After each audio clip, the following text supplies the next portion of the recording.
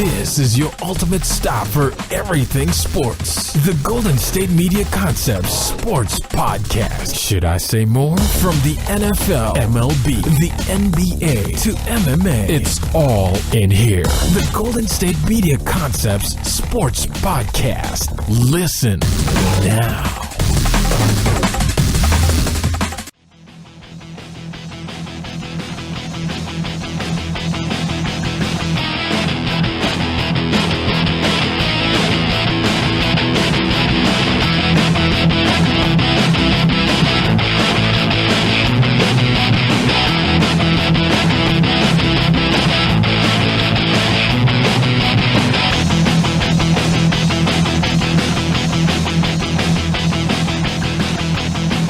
And welcome to the GSMC Sports Podcast, brought to you by the GSMC Podcast Network.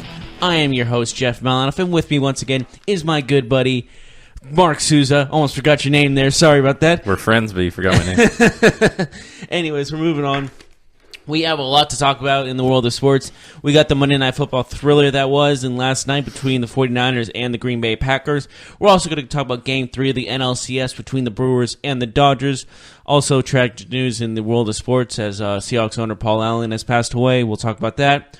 And we'll talk about other things in the world of sports as we continue. So we're going to start with Monday Night Football. 49ers and Packers. Packers came in, or Aaron Rodgers, I should say, came in clutch at the end with a 33-30 victory over the 49ers in a pretty entertaining game, if you ask me. Yeah, absolutely. I think it was a lot better of a game than most people would have expected. And us. Yeah.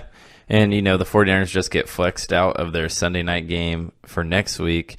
So you see them on Monday night. Yeah, maybe they should have changed that. Yeah, you see them on Monday night. They play an exciting game. Of course, Aaron Rodgers. They have a good offense. They have a great offense team when you think about it. For all things considered and their injuries, they have a good offense. They have a good offensive scheme. I don't know if they have a great offense, but they have 30 points. Yeah, but as we could see, their offense struggled when it counted last night. So it just comes down to, at the end of the day, it comes down to talent. One team has Aaron Rodgers, the other team has C.J. Beathard when it counts. And that's where it makes a difference, and that's why the guys like Aaron Rodgers in the NFL are paid the big bucks. Yeah, and everyone praises Aaron Rodgers, and I'm agreeing with that because he is pretty darn impressive, pretty darn good for all things considered. But I do have to say, the 49ers impressed me, though. They lost. There was a questionable illegal contact by Richard Sherman on the last drive of the game. That really brutal call. The thing with that is people were like, Aaron Rodgers did great, but without that call, he was sacked on. It was 4th and long with less than a minute to play. They were going to punt the ball. There's no comeback if that call, which was a questionable call in my opinion. What about you? Do you think it was a bad call? I think it's one of those calls that you, as a referee, with a minute left in the game, you just kind of keep it in your pocket because that happens a lot during the games. I feel like that play in particular, and it's just one of those penalties in the NFL that it's a 5-yard penalty, but it's an automatic first down. It's a killer. I don't understand why it's an automatic first down. When I heard 5 yards automatic, I'm like, shouldn't it just be replay third down? Yeah, I mean, I get why it's a automatic first down because then you could just hold on to the receiver and then just hope the referee doesn't throw the flag on a lot of those plays. Well, no, it was illegal contact. It wasn't. If it was right, holding, but it's the same. It's the same thing. Illegal contact and defense holding. Those calls are way different. They're 5-yard penalties and first downs. I'm pretty sure defensive holding is more 5 yards. No, they're not. Mm-mm. I thought they were 15. No, it's 5 yards. They're both 5 yards, and they're both first down. So it doesn't matter if it's illegal contact or defensive holding. It's the same call. One just symbolizes that the guy was jersey was tugged on, the other wasn't. But regardless, Aaron Rodgers is Aaron Rodgers, and most of the time he's going to be getting those calls. His receivers will be getting those calls. Was it illegal contact or holding? Yeah, it probably was, but it's just one of those where it's, 3rd and 15 when it happened, and they throw the flag. Yeah, and the ball never even he never even looked the receiver's way there. So it's a brutal call. The illegal contact they claimed that Richard Sherman did not affect the play.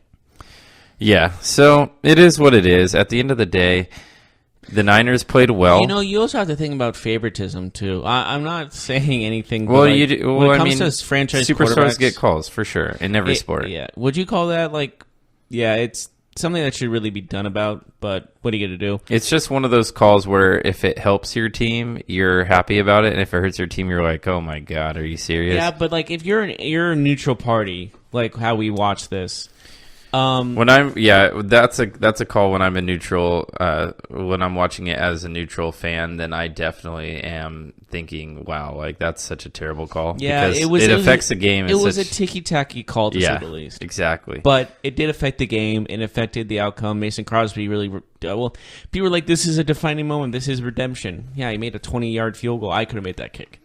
Yeah, and relax. to go back, you said like you thought the Niners played well. I did think they played well. They sacked Aaron Rodgers quite a bit. But you could tell that they're a well-coached team. They just don't have the talent in some areas. Yeah, this is not Kyle Shanahan's fault by any means. The offensive scheme last night was very good. They ran the ball down the throat of Green Bay. I mean, it was a run here, run here. Beathard looked awesome, for all things considered. Raheem Mostert had 87 yards.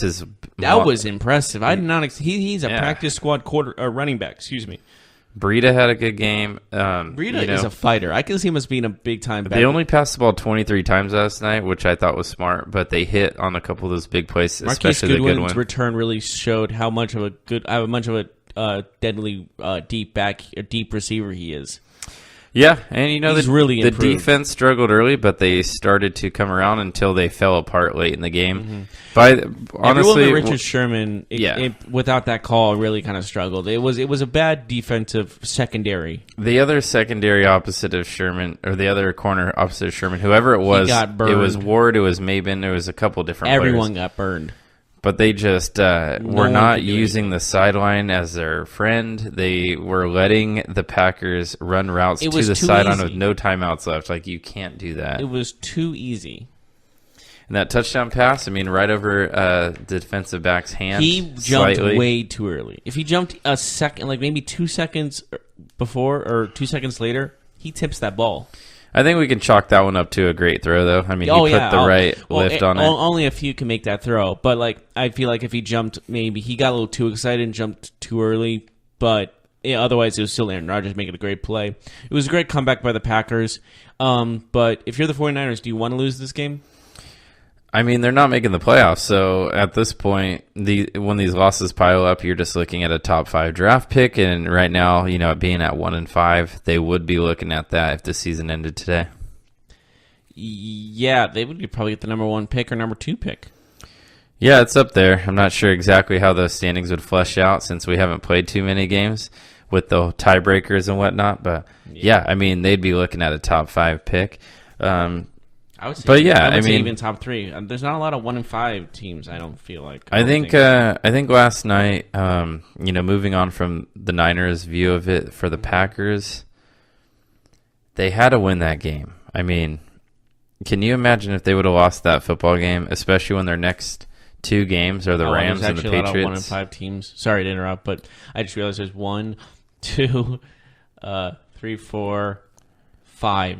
1-5 teams. So, yeah, top 5 pick. Anyways, you were saying yes. I was saying that the Packers, moving on from the 49ers, the Packers, if they would have lost that game, they would have been at 2-3-1 with the Rams and the Patriots. They have a rough schedule ahead. At LA and at Foxborough.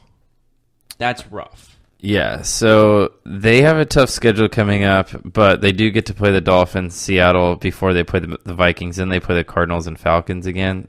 So they just needed to win that game. I don't know if their schedule is actually brutal, but they're in the brutal part of their schedule where they're going to play the Rams and the Patriots back-to-back. That is the roughest 2 games I've ever seen, and they're both away. Yes, they are. So they needed that game last night. I don't think a lot of people realize that while watching the game, how big that was, because if they lose that game, Jeff, they go to 2-3-1, and then they have 2 possible losses on the horizon. They'd be at 2-5-1. After 7 weeks, or after 8 weeks. Can you imagine that? Yeah. That would have been brutal. That's too big of a holdover. That's no playoffs, maybe even top 5 pick. So now they find themselves at 3-2-1 and facing that same schedule, which makes it a lot easier because now you can split those games with the Rams and the Patriots and still feel good about your prospects moving forward. Oh yeah, definitely. But If you're the Packers, are you still playoff hopefuls? I think the Packers are playoff hopefuls, but they don't look like a playoff team to me. They don't. Their defense still needs a lot of work, in my opinion. Yeah, that pick at the end of the game was clutch, but again, he threw it. He was rushed. He threw the ball up. It was a very easy interception to make, in my opinion. So the Packers' 3 wins. They beat the Bears 24-23, if you remember, on that Sunday Night Football game in Week 1. Well, the Bears were kind of they were at their peak of defense at the time, I guess you can say. But the Packers come back and win that game. Rodgers pulls them back. Their other win, besides the Niners' win, was against the Bills. The Bills, I don't think, are a very good football team. And then they win last night. The Packers are like cockroaches. They just keep coming back. You think they're done, and they keep coming back. That's true. When you have Aaron Rodgers, you always have... I say that in a complimental way, not a demoralizing way. When you have Aaron Rodgers, you always have a chance to win. I just don't see them winning the division or getting a wild card. Do you think? But maybe wild card. I'll say maybe wild card. I still honestly think the Bears will take the NFC North. The Bears, huh?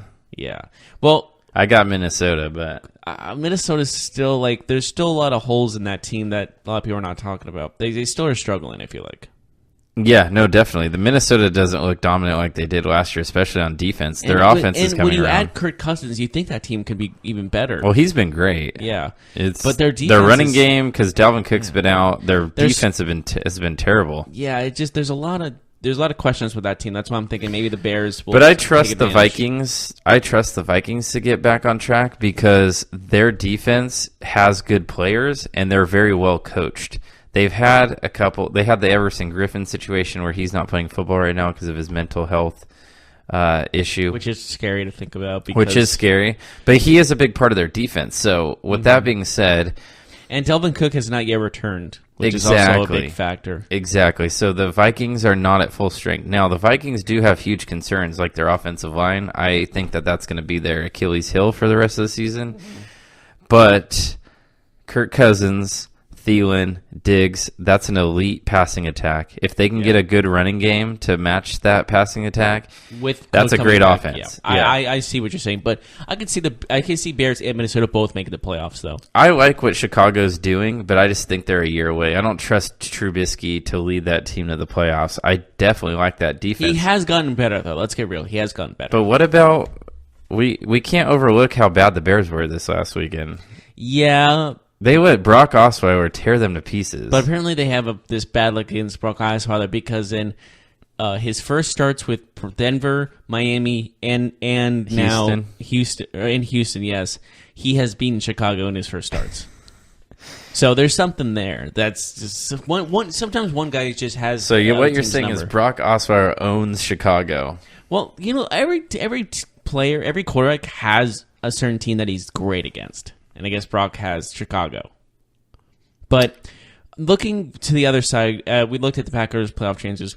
Looking at the 49ers, do you see them as a playoff contender next season with everyone healthy and a high draft pick? Sure, I could say that, but it's so hard to tell right now without going through free agency. But as we expect, the 49ers should be a big player in free agency. They did make a lot of noise in free agency last year. But they have the money to make another splash this year.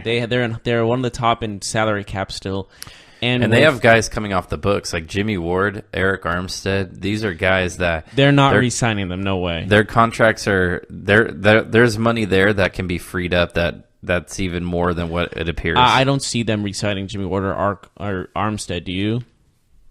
I would say definitely no on Jimmy Ward. Armstead is a maybe. Depends how he does. If you see Armstead's not doing very well. He had a decent game last night. He has flashes here and there. It's just a maybe. Jimmy Ward though is not coming back. Yeah. He not a cornerback that fits. He was drafted as a safety. Right, and the Niners like longer cornerbacks. He's not that guy. So everyone likes longer corners. You can. Well, that defense though, that style of defense, that press corner, Richard Sherman style, 6'2", 6'3" type cornerback. But I do see them. If they keep rebuilding like they did last year and they're persistent about signing players, this team can make some noise. I think they're a well coached team. I mean, you can say the future still looks bright, no question about it. Just seeing this game, they still play really well with backups. So if they have some starters, they could make some noise. But You don't see either team making the playoffs. Well, obviously not the Niners. You don't see the Packers? I mean, like you mentioned, if the Packers, they have Aaron Rodgers, they always have a chance. You'd rather have Aaron Rodgers than not. But your defense has to help.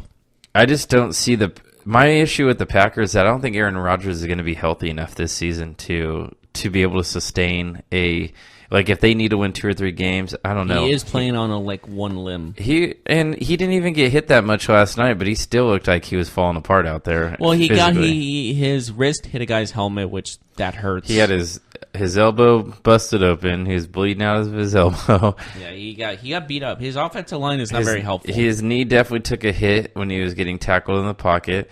He ran for that first down, which was clutch, but you could tell that took a lot out of him. The defensive and offensive line for the 49ers are actually impressing me yesterday. They impressed me, to be honest. Yeah, I mean, Aaron Rodgers had a lot of time to throw some of those plays, but... Yeah. But anything else about this Monday night game? I'm just... I think the Packers needed to win, but I didn't see anything last night that tells me that they are good enough to win a playoff berth or a division. Would you agree with that? Yeah, I would agree too. And I would just also say, just going to the other side as well, the 49ers, they obviously are not playoff contenders, but there is hope for the future. This team is not dead in the water for years to come. I would say there's more hope for them than their crosstown rival, the Oakland Raiders. So, well, we can talk about them on the next. We got to take a short break first, and then we can talk about how the Raiders. We have to talk about baseball, though. The NLCS is a Game big, 3 just happened. Brewers made a statement in their win, and the NBA season is upon us. And we'll get on all of that when we return. Are you looking for the very best NFL and college football podcast? Then check out the GSMC Football Podcast. Get the latest football news both on and off the field. From the NFL Draft to trades to the rumor mill to the NFL Combines, they got you covered. That's GSMCpodcast.com/football-podcast. Get updates on college rivalries, game day insights, and much, much more. It's football talk the way you want it. This show eats, sleeps, and breathes football. Don't forget to like them on Facebook and follow them on Twitter. Visit GSMCpodcast.com for more info.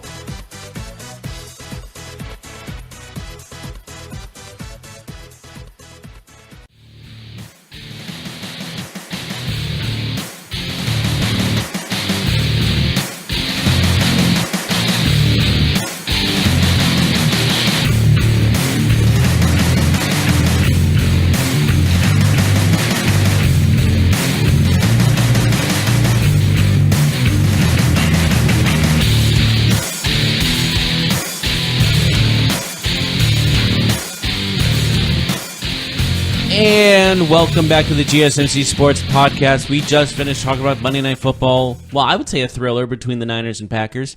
Now we're going to move on to the NLCS. Game 3 happened last night also. The Brewers made a statement with the Game 3 victory. They're up 2-1. Do you see them taking the series? I do. I do see them taking the series after that. It was a statement game, I felt like.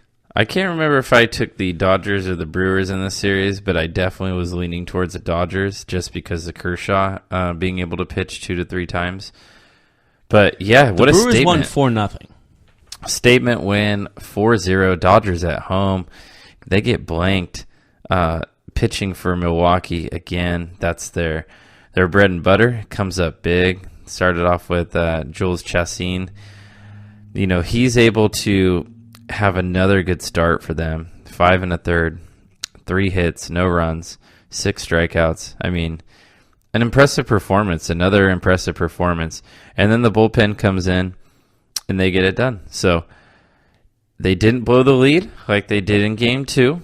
They did have Josh Hader available yesterday, which was nice to see for them, as he is such a good pitcher for them. He's definitely the guy that they want in all those high leverage situations. Walker Buehler, you know, he suffers the loss for the Dodgers. What was your overall impression of last night's game? Well, the Dodgers' defense was not good.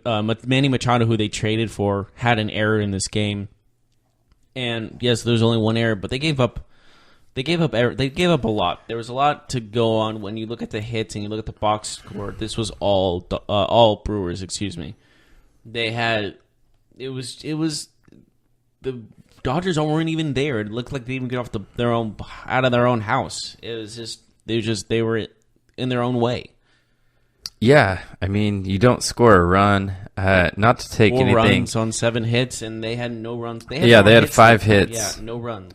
But not to take anything away from Jules Chastain, who's had a great season.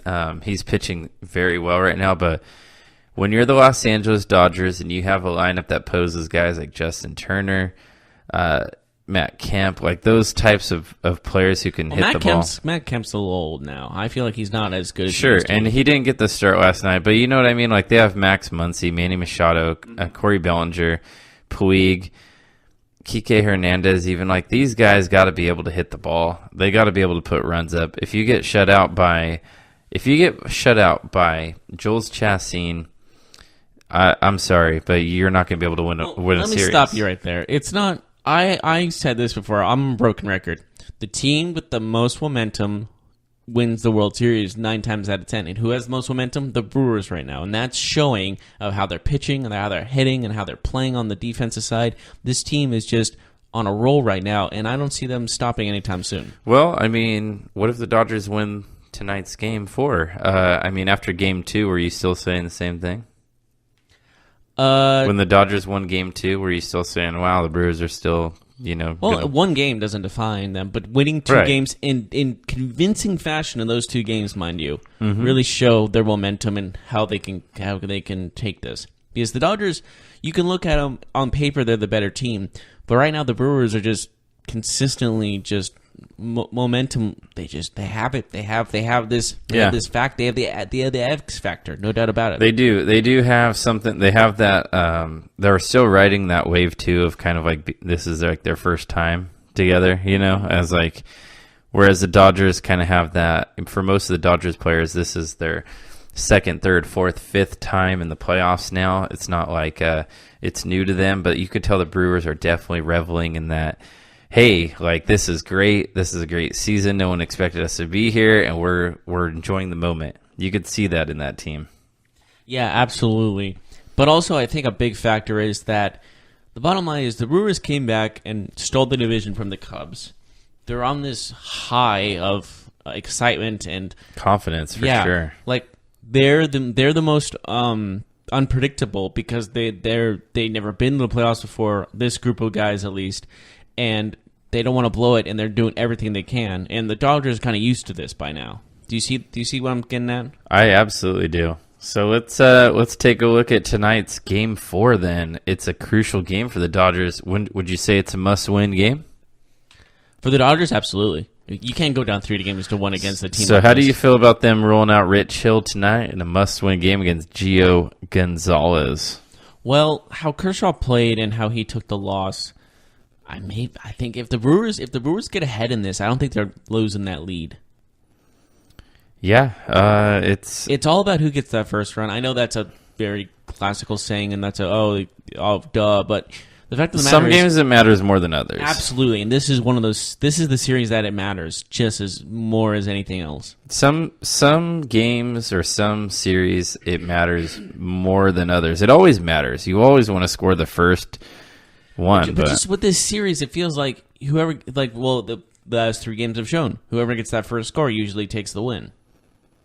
Yeah, and it's one of those things too where the Brewers and other teams in the postseason, a lot of these teams that make it to the postseason have really good bullpens. So for those teams, the Brewers is a big example of that. Their starting pitching may be iffy, but their bullpen has been stellar. But normally when you make it this far in baseball, it's because your bullpen is super strong.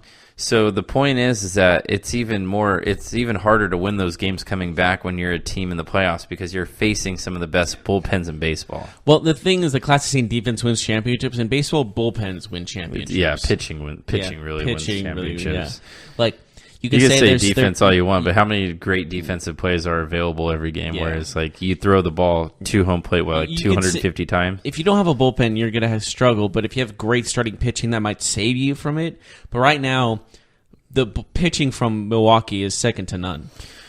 Well, it looks like tonight could definitely be a bullpen type game. So, with Gio Gonzalez and with Rich Hill, I don't see them pitching. Maybe 5 innings max. Maybe. I see the Dodgers trying to maybe not rely too much on Hill, but I see the Brewers going to their bullpen first before Dodgers do.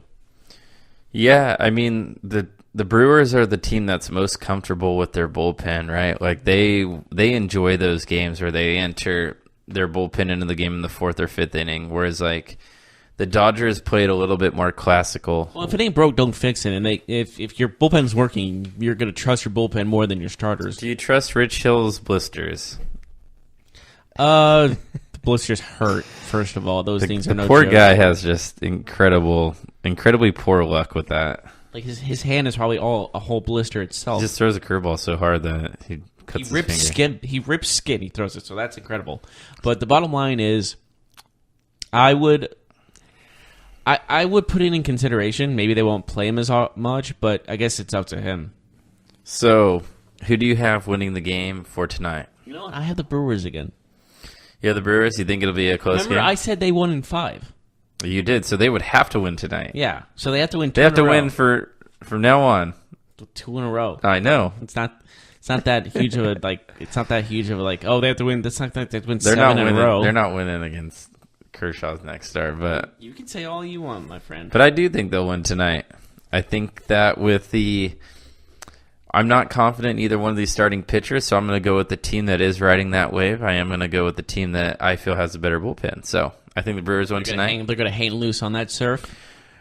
Yeah, and I think the Brewers will win. I don't know if they'll win in 5 games, but I think they'll win tonight and take a 3-1 lead, and that will be pretty hard for the Dodgers to come back from. Yeah, if I feel like whoever wins this, if this is a must-win for the Dodgers, like we said, and for the Brewers, you know what else is? Sorry, I didn't. Go ahead and finish that thought. I'm just saying for the Dodgers, this we said was a must-win, but for the Brewers, if they win this is a statement game. This proves that wave will be even higher. Yeah, absolutely. How about we take a look at the other important series in baseball, where Game 3 starts tonight? Boston, they're traveling down to Houston. Are you excited about this game? What do you think will happen? Well, it is that we agreed with this is the 2 best teams in baseball at the moment. Think so. Yeah, so this is going to be a huge game for both sides. So Keuchel against Eovaldi. That's a pretty interesting matchup to say the least. I think Houston has a better matchup here. I think they have a better pitcher on the mound, at least for tonight. Yeah, but you can take nothing away from Eovaldi. I think he's a good player. Don't get me wrong. His game against the Yankees was really good. 7 innings. I mean, he played against a good hitting team. He's doing it again. 7 innings, 1 earned run against the Yankees is nothing to scoff at. That's for Absolutely sure. not, especially with those power hitters, and like Andrew McCutcheon was playing really well at the time too. I don't know. It's not that I'm not confident in Eovaldi. I, for some reason, just think we'll see a good Dallas Keuchel tonight. And, I agree with that. And I think that we'll see Bregman and Altuve show up tonight in that first ALCS home game. So they do make a lot of noise at home, don't they? That is a big home run park. I mean, they're clutch players, so it's easy for the fans to be super excited and enthused about it. Also, all things considered, that park is home run city. Especially in left and right, where the center field is deep, of course, but that right and left field are I remember the first time that I saw that stadium, and I was like, "This is not a baseball field." Well, because it feels so tiny. Because of that hard 90-degree angle in left field. There's a you hill can up wrap there. the ball around it. Like a right-handed hitter can wrap the ball there's around. A hill. There's a weird hill up there too that really throws me off. But the left and right, it's a lot like it's not like the Polo Grounds. Remember that old stadium, the Polo Grounds? Like the old baseball grounds where there's like a cutout in the outfield, right? But like in Polo Grounds, the center field is so far away, but left and right is the easiest place to hit home runs. All you do is pull the ball that left center and right center, the angle is so it's like that corner, what you're saying. It's like almost like the center field was cut out in that field. Yeah, it's like it they was did cut it with out scissors. of the wall. That's how it looks like in Houston. Like it cracks me up because I don't know about you, but I'm always rooting for when I see highlights that somebody wraps the ball around there and like the outfielder gets lost. You know? Oh, because he has to do like 360 or 180 and has to go. Because like if the center fielder retrieves the ball in that little left center corner, he has to like take a step or two to the left and then throw it back. It could be inside the park home run territory. It's like that Triples Alley on AT&T Park. And you talked about too that little hill out there in center field. Like who designed this thing? What? I have no idea. What? Who approved of that is my question. What architect was like, "Hey, son, I'm going to let you design a baseball field"? I'm sure the league allowed that because I feel like that's a huge problem. Because that can cause injury. Because you could, if you're running backwards, if you're running backwards going for the ball and you hit that hill wrong on your foot, you injure yourself. And then they have like the baby monster in left field. Like, it looks cool though. It is cool. I heard that stadium is really cool. I haven't been there. One of my buddies has, and he said I heard awesome. I heard it's one of those stadiums you have to go to. But like, he said it's absolutely awesome. But it looks terrible from the outside. Have you seen it? If you're a lefty, that's home run heaven because you pull that ball, it's gone. Have you seen that stadium from the outside though? It's not attractive. I haven't. I don't want to apparently, but the inside it looks gorgeous. Yeah, it's cool. So you like the Astros or the Red Sox tonight? Astros love winning at home. They win at home. I'm going home. Team going Astros. You think so, huh? It's hard to go against that good of a team, especially at home. Houston is favored, of course. They are home. Milwaukee's actually favored tonight. I think you read that wrong. Did I? Yeah, Milwaukee's favored tonight. Oh, they're minus 125. They're favored. Well, on Bleacher Report they say they're plus 137. I don't know. Maybe that was the line yesterday or something like that. But the odds. It's an app. It updates every day. Maybe sometimes there are articles that don't update. I'll reload it. But Bleacher Report told me they're plus 130. Yeah. So I also like the Astros tonight. Give me, I say 5-3. It says they're plus 137. So that's but that's the Brewers. Red Sox are plus 119. It says, but I'll say the Astros. I'm horrible at scores, but I'm going to say 6-3. 6-3. Cool. So I think we should take a quick break. When we come back, we're going to talk about the NBA season that's upon us. I don't know what it's today. Finally, we don't have to talk about Jimmy Butler anymore. I don't know what you want to talk about, but we will talk about basketball. We'll talk about the games that are happening tonight. We'll talk about the games. We'll talk about some season outlook stuff. Yeah, we'll be right back right after this. Check out the show that's built on the MMA. From the UFC to extreme cage fighting, they got the fights covered. Check out the GSMC MMA podcast. Get the latest news on past or upcoming fights. Join us as we talk to and about some of the biggest names in the MMA, past, present, and future. When it's the fight game, there's just one show to check out. GSMCpodcast.com/MMA-podcast. Don't forget to like them on Facebook and follow them on Twitter. Visit GSMCpodcast.com for more info.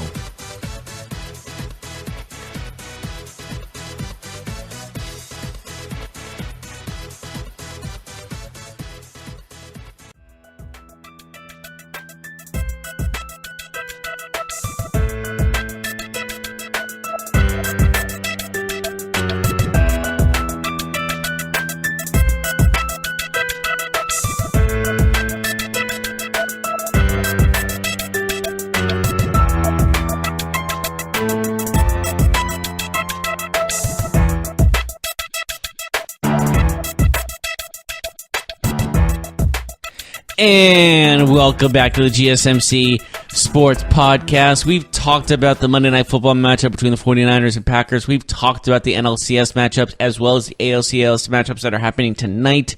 Now we're going to move on to the beginning of the NBA season, as that is upon us tonight, as one of the first games of the season is the 76ers versus Celtics. Yeah, well, you can let me, okay? You just cut me off there. But okay, thank you. I'm just messing with you. Anyways, we also tonight have the Thunder versus the Warriors. A little return for Kevin Durant. I know it's in Golden State, but Golden State's in Oakland, but still. Why do they call Golden State? I mean, can we just call them Oakland? I know it's because when I was a kid, You're gonna have to start calling them San Francisco pretty soon then. Oh yeah, because of the new stadium. But when I was a kid, I thought Golden State was a city. Did you? No, I just knew it was the state that I lived in.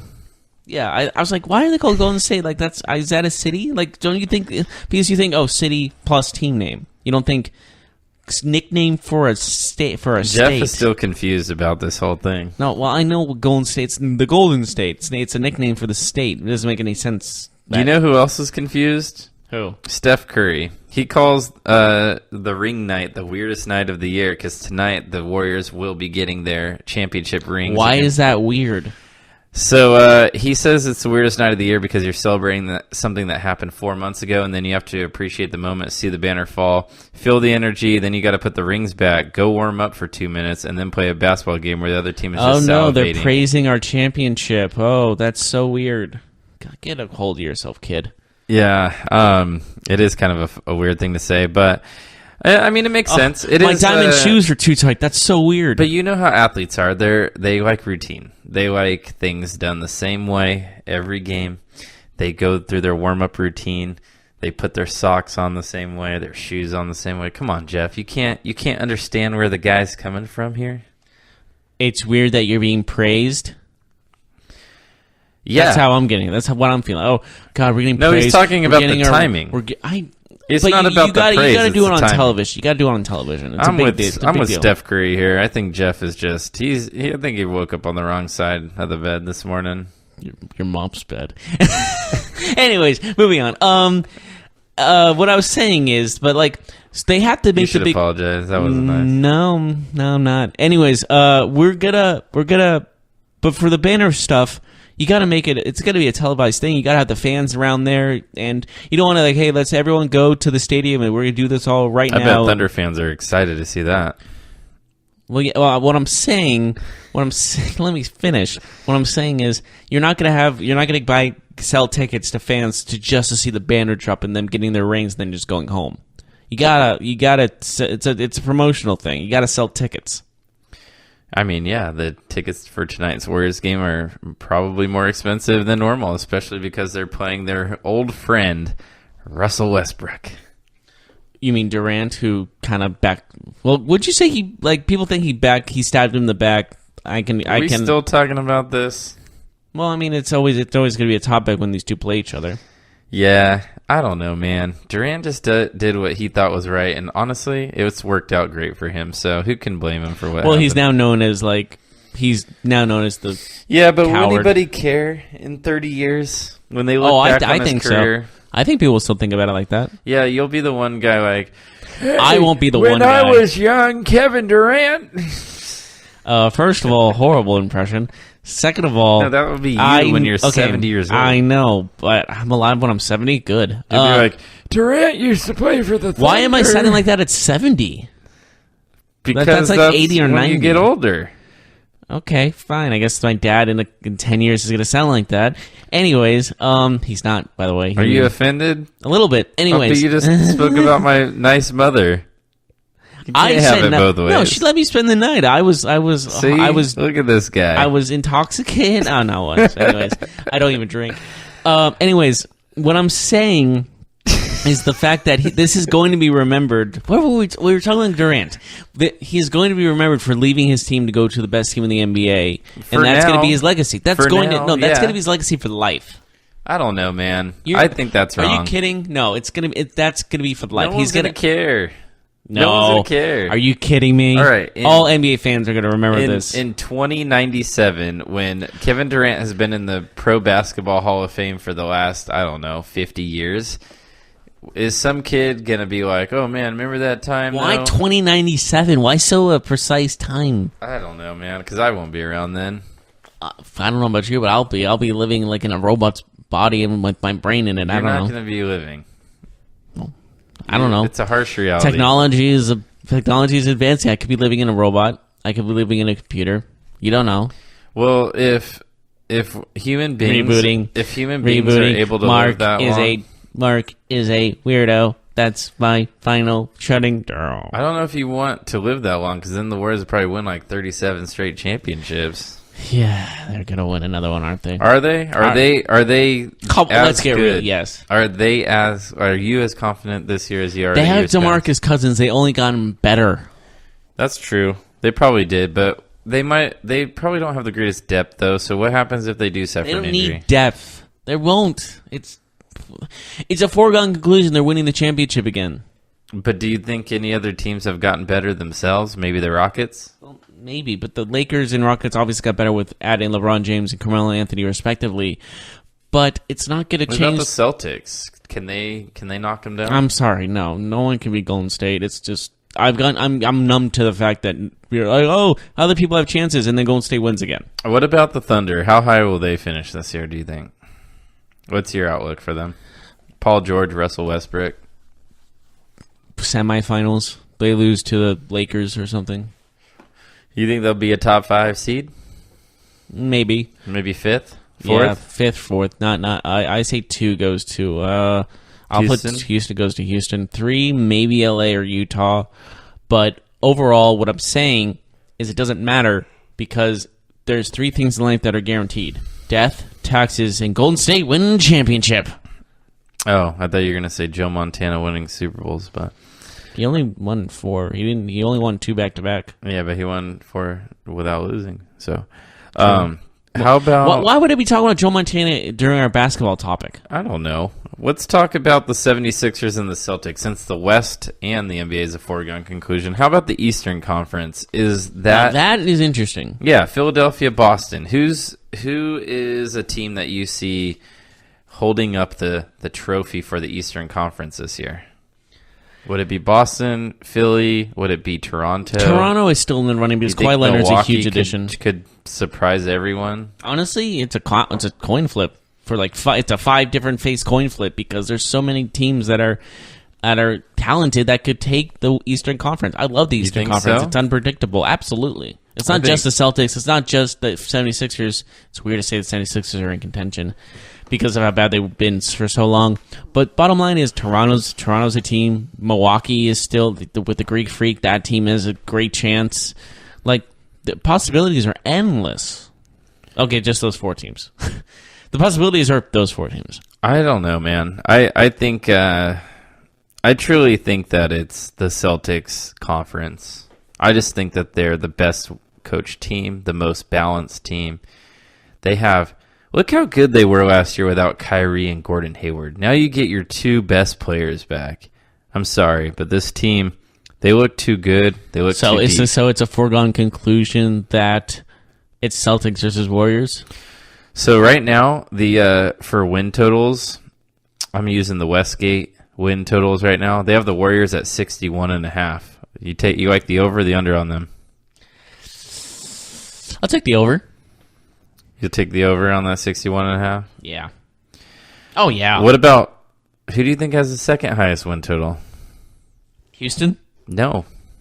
LA? Boston. Oh, okay, that makes sense. I went to Guess the West their win Coast. total. Golden State was 61.5 for reference. 59. 59.5. Oh, so close. So you like the over or under? I'll give them 61 wins. Who do you think has the second highest? Houston. Well, Houston is number 3. In the East, you The mean? second in the East, yeah. I'll Houston's at 57. I'll go Toronto. They are. What do you think their win total is? 56.5. 55.5. God. And then Philadelphia. That sounds about right. Philadelphia's next. Where do you think they sit? 53.5. 54. Oh, my God. That's accurate, too. Yeah. So, with that being said, Wait, what's the worst? they almost have Boston with the bet. Wait, hold on. Scroll. What's the worst over/under? Just look at the worst over/under. I'm guessing it's Sacramento. It is not. Atlanta? Sacramento's number 2. Atlanta? 23. 23. What's They are Sacramento? a full 3 games lower than Sacramento. 26? They gave Sacramento 26? That's generous. I'm over all day on that. Oh, wow. They're getting 30. Really? You think 30? Yeah, they're not trying to tank. They don't have a first-round pick. So they're going to be winning meaningless games at the end of the year where other teams are trying to lose. So give me the over all day on that. What about Atlanta? Over under on 23. I say over just because they're in the East. Okay. I feel Fair like enough. there's more winnable games out there, you know? All All right, who's better, Sacramento or Atlanta? I think Sacramento. That'd be one heck of a game. We'll probably see that because they probably Yeah, won't but play. Atlanta does have the lowest win total, expected win total in the NBA. No, that doesn't really mean anything, does it? I don't think Sacramento's good, but they're not going to be trying to lose games. They're not going to be tanking, Like some of these teams are going to be tanking. Atlanta tanking? Yeah. Yes, they are. They would love the number 1 pick. Well, it's not guaranteed anymore because of the lottery. I mean, the Kings got the Sure, second overall pick. but the higher your chance, the more losses Was that the you first get. overall pick last year? Was it? Phoenix. That's right. They got DeAndre Ayton, which was probably that was the best choice. Yeah, so We'll see how him does. We'll see how Marvin Bagley does. We'll see how Luka Doncic does.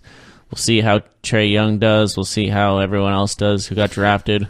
So the NBA, Who do you think will be Rookie of the Year? Now we're on that topic. Rookie of the Year, I'm going to go with... I'm going with Ayton. I'm going to go with Luka Doncic. Okay, I'll go DeAndre Ayton because that dude's a special player.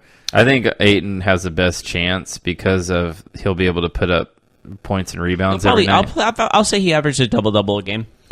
I like... my reasoning for Luka is I think he's really good, so he's going to make a lot of plays that people will see. I think Dallas will play games on TV more often than Phoenix, and I think that... I feel like Phoenix will get a couple of national televised games just because they have the number 1 overall pick. I think DeAndre Ayton will just get kind of lost in the whole West Coast. Like, Phoenix is not exciting. They're not good. Mm-hmm. We're not showing their games, that's where I give Luka the advantage. But we'll see. It's open. I could even see a guy like Harry Giles winning it as a throw-in, like a guy who's in his second year. But yeah, we'll see. So we talked about tonight. The rest of the NBA action tips off on Wednesday, as the other teams in the NBA will be playing each other. Any game that stands out to you for Wednesday night? Wednesday night, that's when Spurs, Timberwolves, Mavericks, and Suns. So we're going to see Ayton and Luka Doncic on ESPN. Believe it or not. Just having a boxing fight probably more entertaining than watching the basketball game between the Suns and the Dallas Mavericks. Yeah, so we'll see. What about? Let's see. I don't know. I like Raptors and Cavs. Yeah, Cavs and Raptors, but that could just be a blowout. Well, the thing is, I just want to see how the Cavs do without LeBron. Pelicans Rockets is interesting. Davis versus Harden, I guess. So we'll take a quick break. When we come back, we're going to wrap things up with. We'll talk about an article about Adam Thielen. We'll talk about Paul Allen and passing away and how that affects, his sports franchises moving forward. We'll talk about Larry Nance Jr. and we'll talk about the Oakland Raiders a little bit. Ooh, that sounds like fun. We'll get right on that right after this.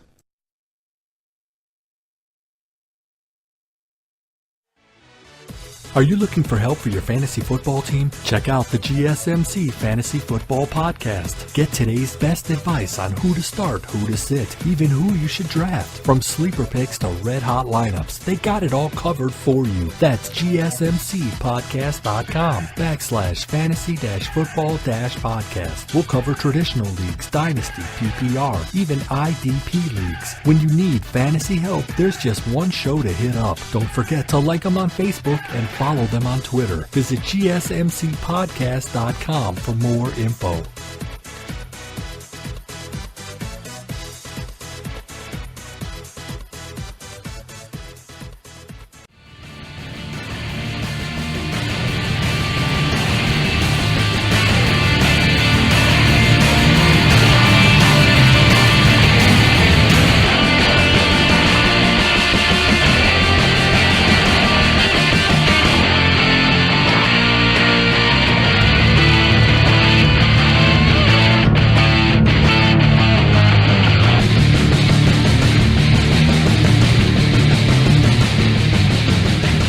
Let me ask you, Chris, you been watch The Office at all?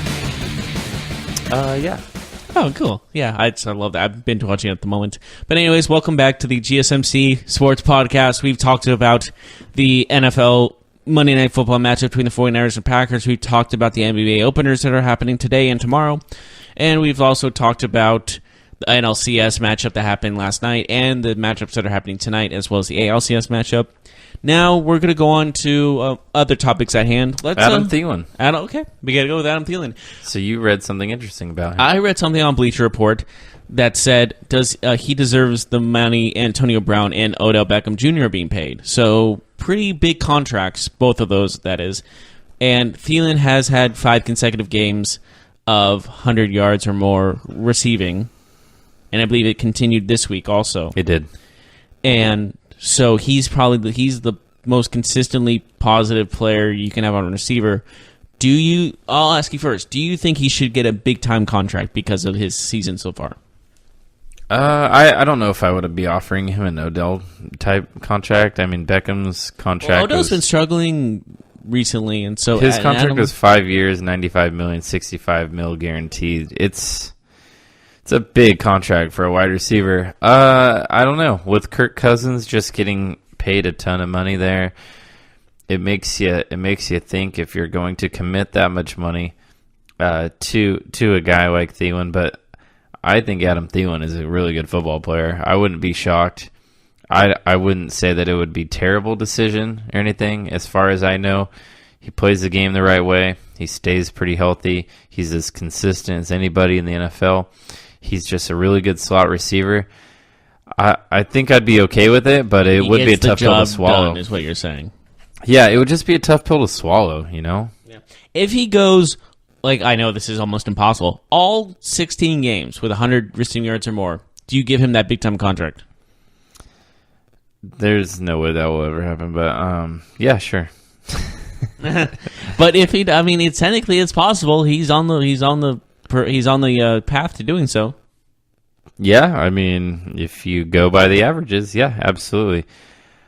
So let's talk about Paul Allen for a second.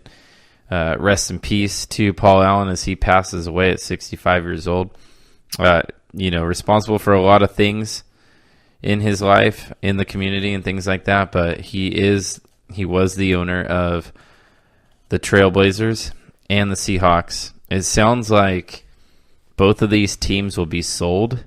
Mm-hmm. There's been talk that his family, who's taking over the teams, that they don't really have an interest in keeping them, that they have an interest in selling. So what do you think about that? If you're a fan of one of those teams, obviously not to take anything away from his passing, but does that concern you as a fan of one of those teams? For Seattle example, they just had their best run in franchise history. Well, that kind of is over now, don't you think? Yeah, but I mean, that was the best time in their history. So let me ask, there's no chance of, I don't see Seattle Seahawks moving, but they're not. Neither team. Well, you never know who's gonna buy them, and because it's up to them, it's not up to the city. You know what I mean? Kind of. It's also up to the owners. There are some team that it's up to the NBA. The Cleveland Browns moved, for goodness sake. I mean, that team should never have moved. That's like a diehard fan base.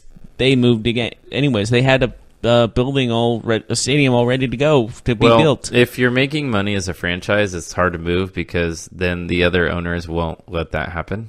They'll lock you in. But if your franchise isn't making a whole lot of money, then the other owners are more willing to listen to that. We'll see. But Portland, are they making money? Yeah, they have a good fan base there. Yeah, well, fan base doesn't really equal money. I mean, they have a good TV contract and they sell tickets. So if you do those two things, you're fine. Yeah, but who would buy them? I'm assuming a Seattle. No idea. I'm assuming a Washington State based company or owner or billionaire type guy. That's my guess, at least. Yeah, we'll see what happens. So the Cleveland Cavaliers gave Larry Nance Jr. a $44.8 million extension. What do you think about that? My lord, that's a lot of money. It's a lot of money for Larry Nance Jr., I think. But good for him for cashing in. I mean, I guess, sure. I mean, I wouldn't say no to that contract, but do you think he's worth that much? No, I don't. But I don't think Tristan Thompson is worth his contract either, and he's getting paid. So, touche. So let's talk about the last topic of the day. Let's talk about the Oakland Raiders. And we hear that Amari Cooper is now concussed, 1, but 2, on the trade market. And it sounds like John Gruden is asking for a first-round pick. I don't think he's going to get that. I think that's crazy. That's crazy talk. That's a tad much. Maybe like a second and a third. Maybe. If Amari Cooper is worth a first-round pick, then Khalil Mack is worth 5 first-round picks, in my opinion. And they only got 2 for him. Wow. Okay. I mean, Mack is. Can you imagine someone actually? Cooper is a guy. Who would give away 5 first-round draft picks? Nobody. But if Amari Cooper is a first-round pick, then what is Mack's value? Yeah, seriously. But do you remember back in 1999 when the New Orleans Saints had Mike Dick as their coach and basically running football and they operations? got Ricky Williams. They traded a first, third, fourth, fifth, sixth, and seventh pick of that draft, and a first and a third in next year's draft. They traded away their entire draft. Did you see Ricky Williams in college? I don't care who you are. You're not worth an entire draft and then some. Yeah. You're giving away your entire future for one guy, and then even before that, the Cowboys and the Herschel Walker. They moved up trade. like 3 spots. Okay, that was different because they had players. They traded for players, but they attached draft picks to the players if they cut them. I think that was a different situation. That was a different trade. They were trading for a bunch of players. They didn't play those players. They cut those players and got draft picks for those players. They had draft picks attached to those players. No running back is worth that much, or a wide receiver. Well, Herschel Walker was a beast. I understand kind of. You know what? I can't see what but they had players. They probably thought the players were good enough to be saved and not used for draft picks. But Coach Johnson was looking already for those draft picks. He wasn't interested in the players. But regardless, I would say that no one's worth that much. Cooper is not worth not one first round draft. And now we're hearing rumors that Derek Carr is also available in a trade. This thing just sounds like it's going down, like in Oakland. I didn't know they were in the middle of a rebuild. I thought they had a decent core of young players. I thought, well, not anymore. It is weird because Carr, Cooper, and Mack were considered. Do you think the Raiders are going quarterback in the draft? Well, it's weird because Carr, Cooper, and Mack were considered maybe the best young core in football by some people just a year or two ago, and now one is gone. Sounds like one is 1 foot out the door, and the other one is probably following him. So, yeah, it's going to be hard for the Raiders to move that contract, though, with Derek Carr. They still owe him a lot of money. They do have an out in his contract. It sounds like after next year they can get out of most of that money. Mm-hmm. But as for this year, I don't know. I don't see any team trading for him, especially considering the fact that Derek Carr hasn't looked the same since he got injured. Maybe offering a second, maybe third round pick, but not a first round. Yeah. No way. He hasn't looked the same since he's been injured, and he has a $130 million contract. So I'm going to say that he doesn't get traded. He's most likely getting cut, if anything. I don't know. Maybe they do. Maybe some team does trade for him. Maybe the Raiders eat some of that money. I have no idea. But I think that wraps up today. Again, we talked about Monday Night Football, the NLCS, the ALCS, the NBA season as it's upon us with the first games tonight. We talked about other things in sports, of course, the passing of Paul Allen. So rest in peace to him. A man who lived a great life and has a great legacy in the world of sports, in addition to all the other great things he's done. Anything else you'd like to add, Jeff? Pretty good 24 hours of football, or sports in general, if you ask me. Yeah. All right, well, we will see you tomorrow. All right. Have a good day, everybody. You've been listening to the Golden State Media Concepts Sports Podcast, part of the Golden State Media Concepts Podcast Network. You can find this show and others like it at www.gsmcpodcast.com. Download our podcast on iTunes, Stitcher, SoundCloud, and Google Play. Just type in GSMC to find all the shows from the Golden State Media Concepts Podcast Network, from movies to music, from sports to entertainment, and even weird news. You can also follow us on Twitter and on Facebook. Thank you, and we hope you have enjoyed today's program.